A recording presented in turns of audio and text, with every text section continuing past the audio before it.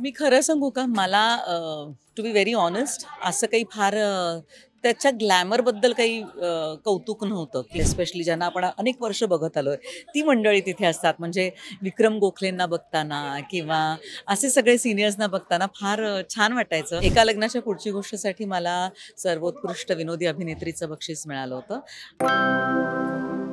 नमस्कार, मी अंकिता शिंदे. इट्स मज्जा मराठीमध्ये तुम्हाला सगळ्यांचं स्वागत.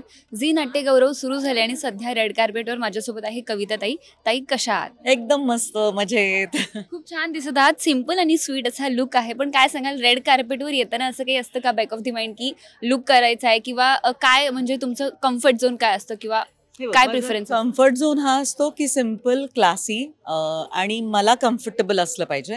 आज जसं एरवी मला खरं तर साडी खूप आवडते नेसायला. साडी मला अत्यंत काही असं वाटत नाही की अरे बापरे साडी नेसून जायचं, असं नसतं.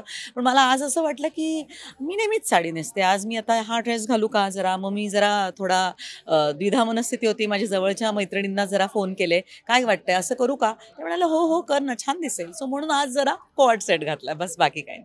पण अशा वेळी मुलीची किती मदत होते, कारण आय एम शुअर आता थोडी मोठी असेल, त्यामुळे तुम्हाला खूप सल्ले वगैरे मिळत असतील फॅशनच्या बाबतीत. डेफिनेटली. सो मी तयार झाले आणि त्याच्यानंतर मी गळ्यातलं काढलं, ते कुठली घालू ह्याच्यावर. मग माझ्या लेकीनी सिलेक्ट केलं की ओके मम्मा हे गळ्यातलं घाल, कारण अशा वेळेस 16 वर्षाची मुलगी असेल तर आनंद होतो ना, तिचा मदत होते तिची. अगदीच. आणि रेड कार्पेट म्हटलं की खूप जुने मित्र-मैत्रिणी भेटतात. आता सुद्धा बऱ्याच अभिनेत्री आहेत, पण तुम्हाला तुमच्या आयुष्यातलं अटेंड केलेलं पहिलं रेड कार्पेट आठवतं का, किंवा तेव्हाचं काय होतं साधारणतः मेमरीज? मी खरं सांगू का मला टू बी व्हेरी ऑनेस्ट असं काही फार त्याच्या ग्लॅमरबद्दल काही कौतुक नव्हतं की म्हणजे आपल्याला रेड कार्पेट अटेंड करायचं आहे. पण कुठलाही सोहळा म्हटलं की एक तर सगळेजण असतात, नाटकात काम करणारे लोक असतात, सिनियर्स असतात, एस्पेशली ज्यांना आपण अनेक वर्ष बघत आलोय ती मंडळी तिथे असतात. म्हणजे विक्रम गोखलेंना बघताना किंवा असे सगळे सिनियर्सना बघताना फार छान वाटायचं. आणि आज कुठेतरी आपण त्या सगळ्यांच्या बरोबर इथे आहोत, याचा आनंद. आणि झी नाट्यगौरवला 25 वर्ष पूर्ण झाली आहे. नाटकांचा, कलाकारांचा गौरव करतात, पण तुम्हाला नाटकासाठी मिळालेलं बक्षीस आठवते का? हो हो. अगदी एका लग्नाच्या पुढची गोष्टसाठी मला सर्वोत्कृष्ट विनोदी अभिनेत्रीचं बक्षीस मिळालं होतं आणि आनंद झाला होता. कारण बक्षिसं महत्त्वाची असतात, एक शाबासकीची थाप असते ना, त्यामुळे अर्थातच आठवते झीचा पुरस्कार.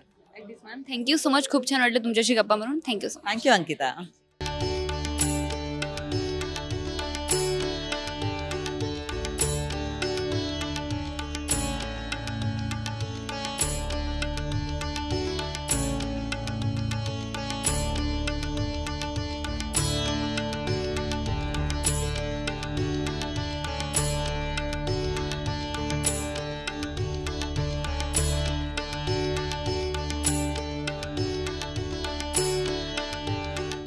मराठी मनोरंजन सृष्टीमधील मालिका, चित्रपट, नाटक तसेच कलाकारांबद्दलच्या नवीन अपडेट्स जाणून घेण्यासाठी नक्की सबस्क्राईब करा इट्स मज्जा मराठी या आपल्या नवीन यूट्यूब चॅनलला.